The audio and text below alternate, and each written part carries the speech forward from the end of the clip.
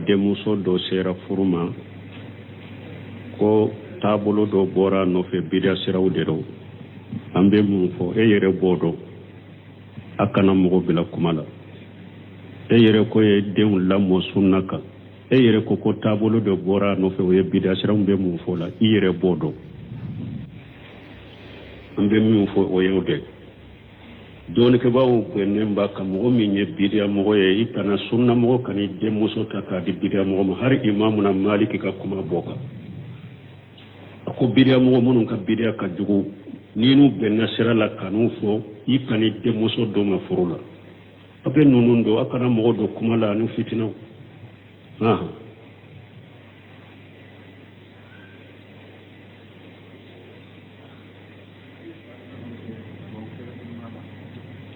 ko sujudu fulani ɲɔgɔn cɛ duwawu kɛrɛkɛrɛlen b'a la ba awɔ duwawu kɛrɛkɛrɛlen b'a la rabbi aghfirli rabbi aghfirli rabbi aghfirli ou bien rabbi aghfirli warhamni wa'afini wahdini wajburni nunun bɛ ye wa sujudu fulani ɲɔgɔn cɛ duwawu ye siyɛn dɔ la i bɛ se ka nin fɔ siyɛn dɔ la i bɛ se ka nin fɔ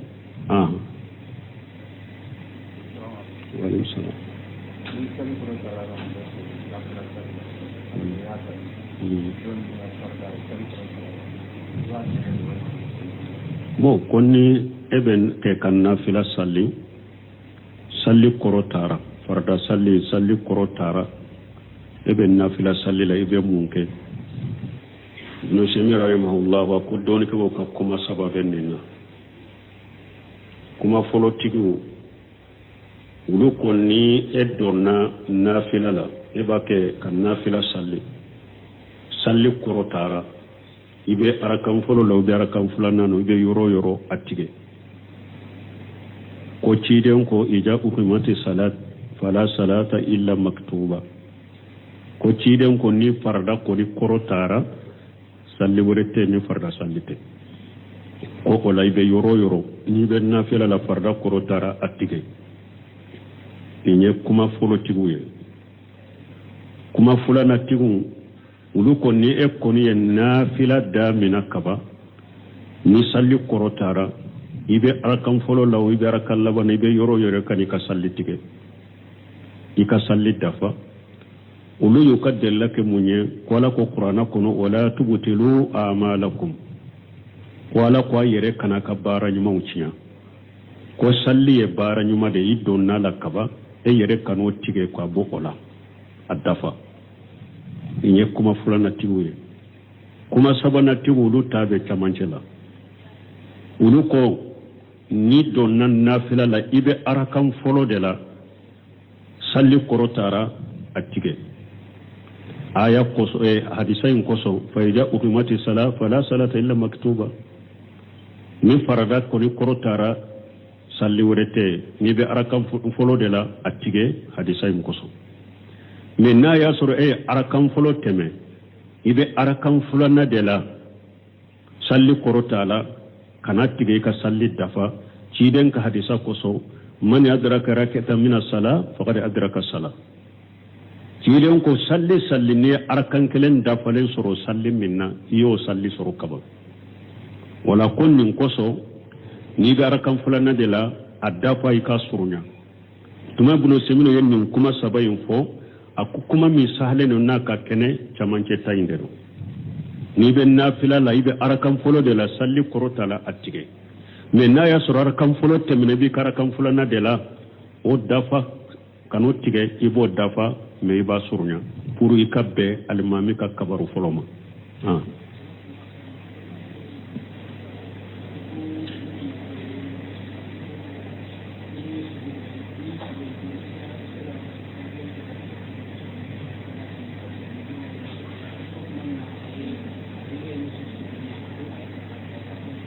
Como?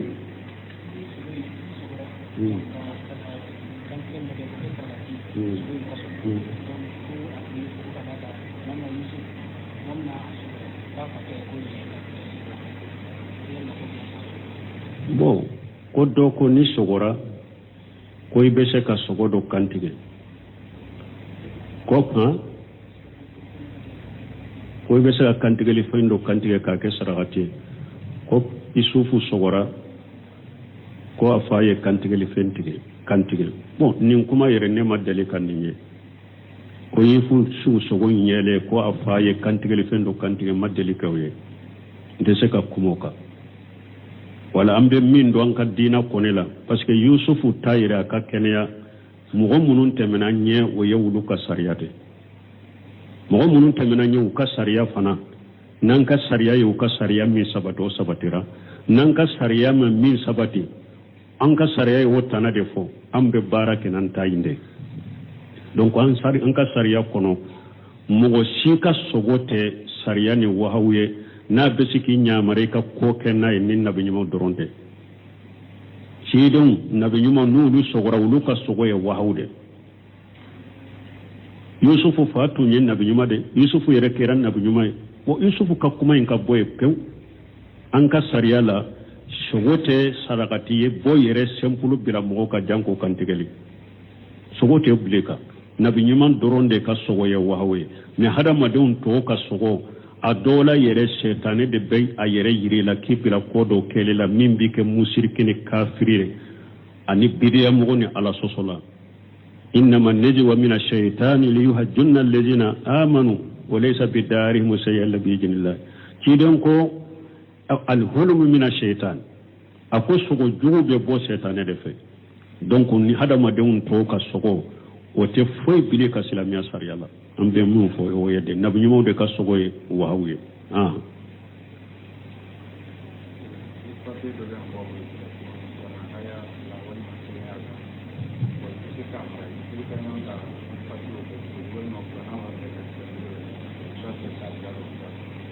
bon koni mo ni kurana papier be bolo o be papier munu kitabu de do akorola o papier koro kanku ko cogodi ni qur'ana korola ibolo atese ka kala wonu ko iba marafana abe dogoya ibe munke ajani tasmala ni qur'ana papier jani ube kitabu yu jani puru ku kisin kana dogoya de kana tabila yoro nogonela bashi tika ola ni qur'ana jani na dogoyali de o de bi kafiriya mais ni ya jani puru ka tangade akanata bila yoro nogolena bashiti kanuna o delay munye Usman ibn Affan tumame aye Qur'ana sagi kata harafu kelema musahafu to ayu janide musahafu to Usman ayu janide donc niye Qur'ana jani pour atige tigera uba korola akanata bila yoro nogolena kana doya ka jani ibe dinga do she yoro senema ibe dinga do she ka watasma mina kono ka jani ka dinga sagi ala basi talo ode kani donc ka qur'ana jari pour kana doya basi tika wala ni ya jani na doya li yede ode bi kafiya ode ka jugu wala bismillah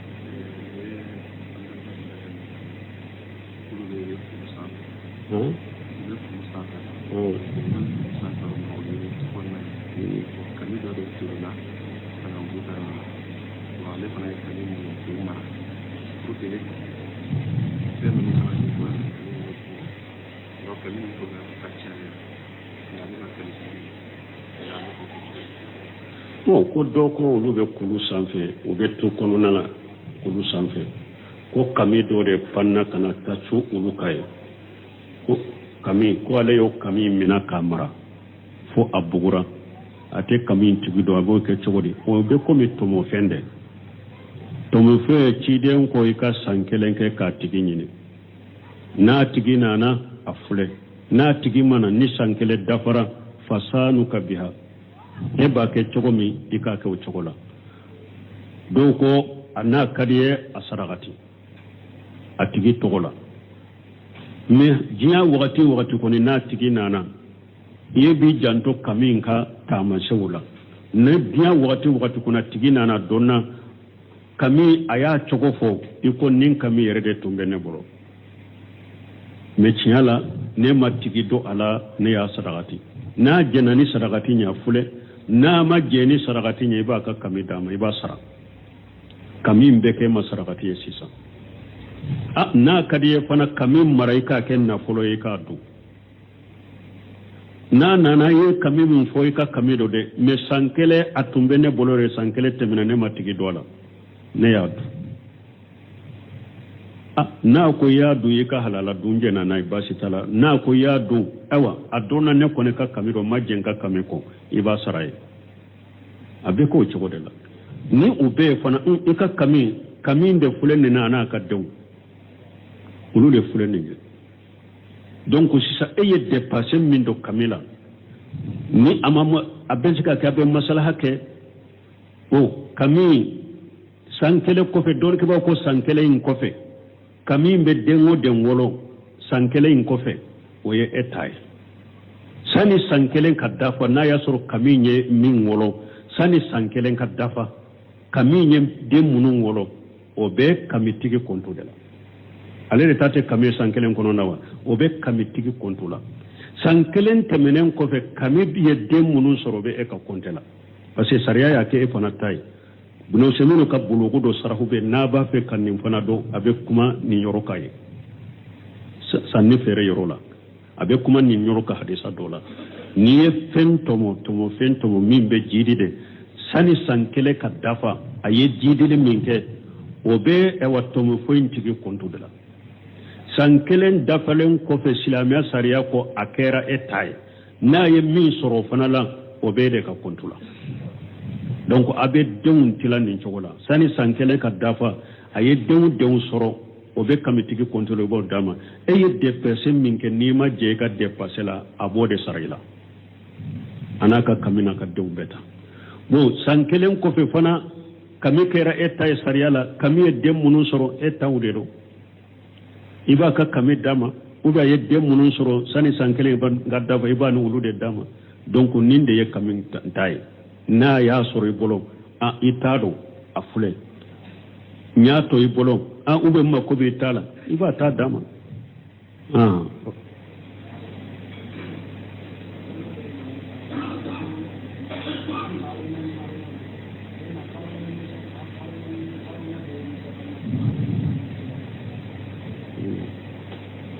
ko qaruna ani haruna befo haruna musa balima da yawa ube haruna de musa balimai me qaruna ko ni tafsir kala be mun fo musa ka mo de ko tumbe bani salan ka udela me afarala firawuna ka ubode fo ka fo ka e wa minye qaruna musa ka mo do de do me balimai nyere minye o ya haruna de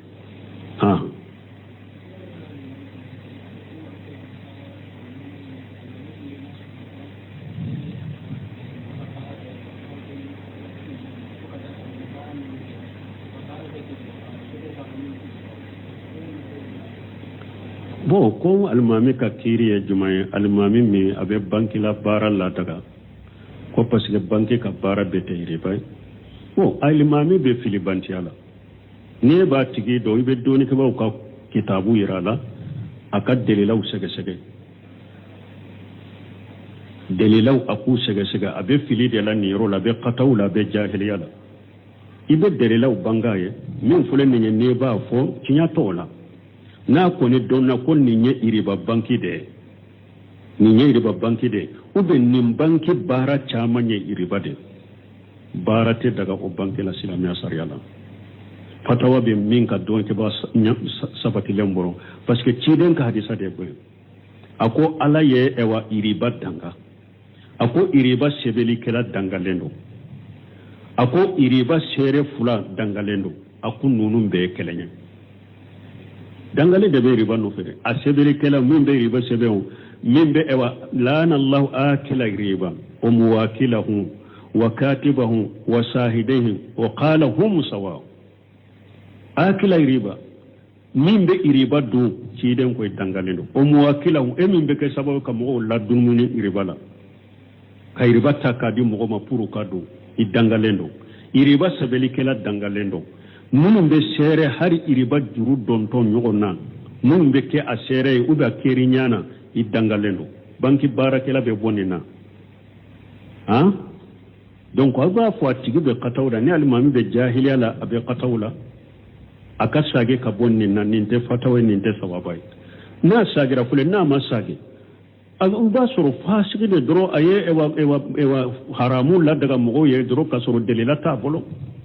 wala men nin te komi ko ni almami be ka kera bidiya mo ba kera kafire ote fasiriya ni bidiya fana te kelenya de wodi ato Sayyid ibn Zubair na ko ale kadde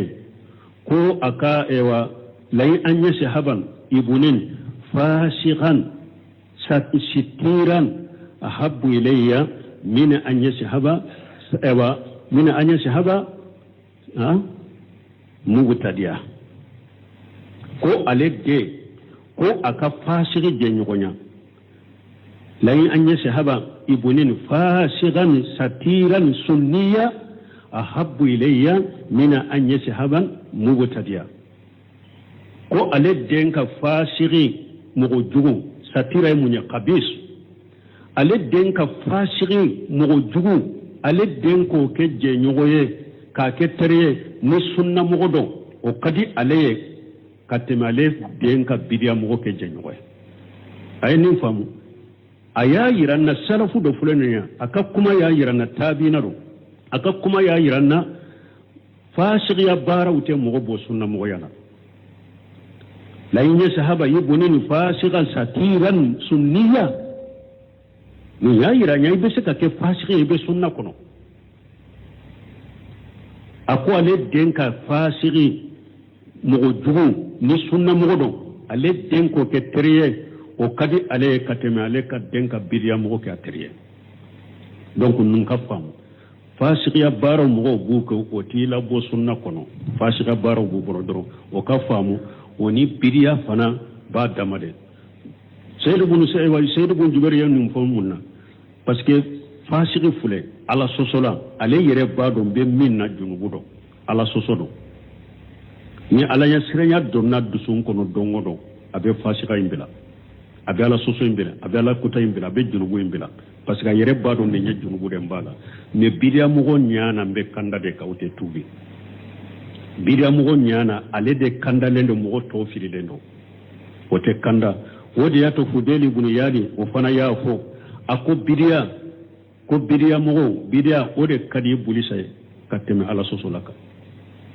ako bidiya kadi shetane kateme fasiri ala sosolaka ako pasiki fasiri ala sosola ale bado ko abe junubu de la ni asirana ala nye dongo da be tubi me bidiya mugo bolo ale bake ka bato de ke abe nyumande kate tubi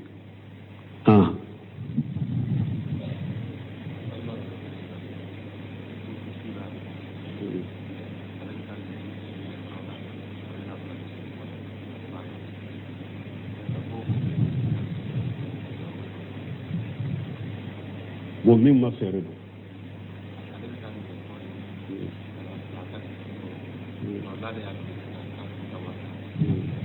mo ko do ko ale beta bitiki de ale beta minanta ko marsa wure bolo atem minan isade mi ale bena minan bila ka bitiki ko na ba fere be chogori kiden ko la yabi wa ma laysa indaka abe do hadisa de kono kana minan fere mo ma minti tay wala bayu ma la yamluku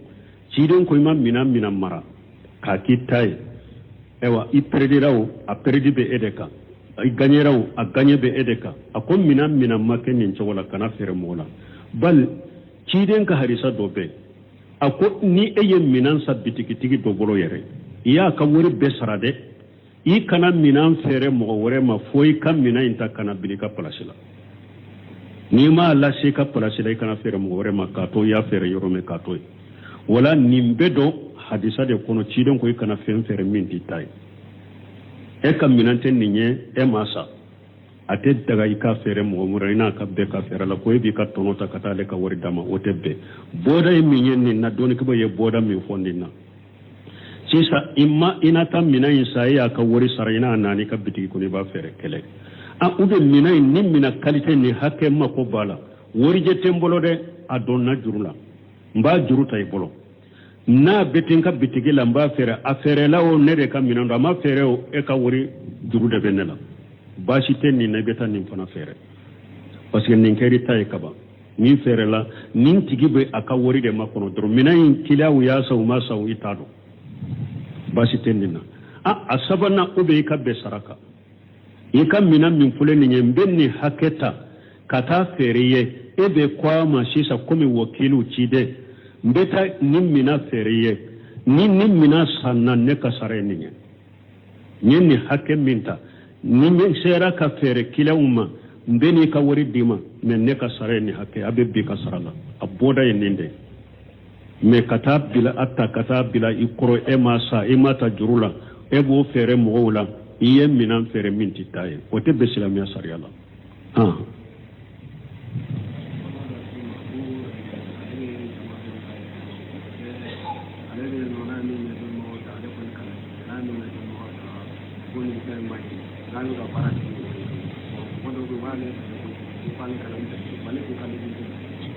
bon ko ni mɔgɔ dɔ ko ale bɛ jama dɔ cɛ la ko ni ale bɛ min mɛn dɔɔnin kɛbaga ɲumanw la ni ale ye min f'u ye ko nin man ɲi o k'o b'a fɔ ko ale kana ni dalilu ye ko dalilu dun t'ale bolo u b'a sɛgɛn bon i b'o sogo i b'o muɲu i bɛ tɔɔrɔ min da kɛ b'o muɲu la ni dalila t'i bolo an y'o de fɔ ni e ye min mɛn dɔɔnin kɛbagaw la e y'i kɔnɔnajɛ kɛ k'a f'u ye n'o y'a faamu o y'a minɛ alhamdulillah n'o ma faamu ka minɛ e t'a ye dɛ e y'a fɔ a banna ni dɔɔnin kɛbaga t'i ye ne ye kɔnɔnajɛ kɛ dɔrɔn a banna an ko imamuna maliki y'o fɔ ahmada y'o fɔ dɔw ye ahmada bin hanbali ɲininka ne bɛ sigi yɔrɔ dɔ la mɔgɔ wɛrɛ tɛ min bɛ sunna dɔn ni ne tɛ dɔ kumana ni bidiya ye yali n ka a tigi bilasira ba ahmada bin hanbali ko a ko sunna ye min ye n'i b'o dɔn o fɔ a tigi ye a ko n'a ma sɔn dun a ko kana dɔ sɔsɔli la a ko n'a ma sɔn kana dɔ sɔsɔli la ni e ye sunna in banga tigi ye dɔrɔn a banna e k'i da dɛ kana dɔ sɔsɔli la a sagira k'a mara a ko n'a ma sɔn a ko he e yɛrɛ ye sɔsɔlikɛla de sisan la tuqasimahu e ka sunna bange dɔrɔn kana mɔgɔ sɔsɔ a kan n'i ye sunna bange dɔrɔn k'i da dɛ n'a y'a ta fɔlɔ n'a mara k'i da dɛ imamuna maliki fana y'o ɲɔgɔnna de fɔ a ko e ka sunna bange mɔgɔw ye n'u y'a minɛ u ye baara kɛ n'a filɛ n'u m'a minɛ e kana kuma e n'u kana ɲɔgɔn sɔsɔ ni kuma wɛrɛ kɛ wala e min bɛ o cogo la ni dɔɔninkɛbaga t'i ye e bɛ dɔɔninkɛbagaw de lamɛn n'i ye kɔnɔnajɛ min kɛ ko mɔgɔ min ye ko min na e ye sunna banga ye alhamdulillah n'a ye sunna minɛ a ye baara kɛ n'a filɛ n'a ma sunna minɛ ka baara kɛ na e k'i da de e yɛrɛ k'a kɛ dɔrɔn mɛ e k'i da de e k'ale to ye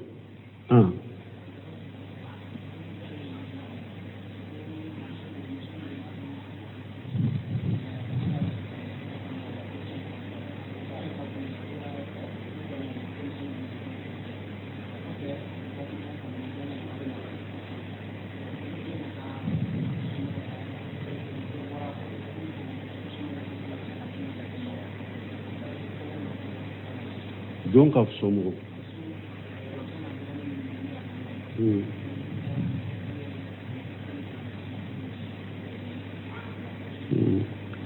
bon ko wa muso de do ko tun bɛ furu la cɛ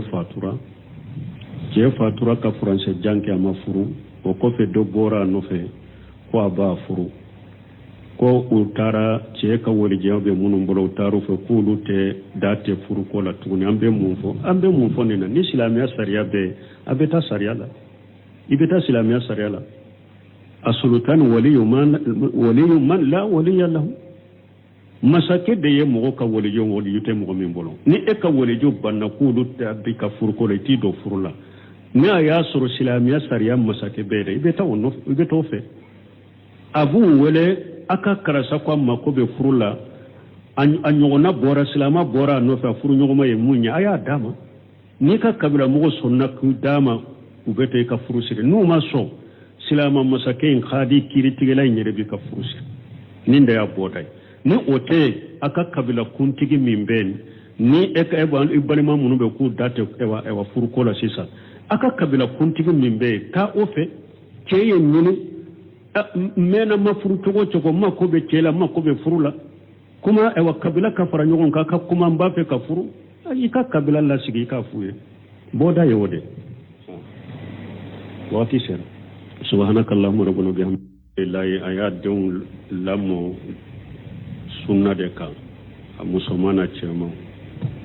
ko a denmuso dɔ sera furu ma ko taabolo dɔ bɔra nɔfɛ bidia siraw de don an bɛ mun fɔ e yɛrɛ b'o dɔn a kana mɔgɔ bila kuma la e yɛrɛ ko ye denw lamɔ sunna kan e yɛrɛ ko taabolo dɔ bɔra nɔfɛ o ye bidia siraw bɛ mun fɔ la i yɛrɛ b'o dɔn an bɛ min fɔ o y'o de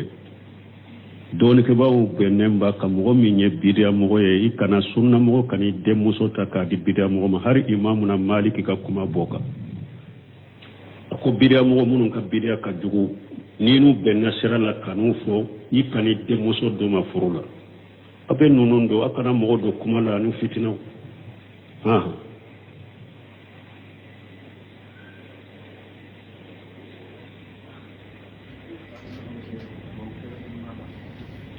ko sujudu fila ni ɲɔgɔn cɛ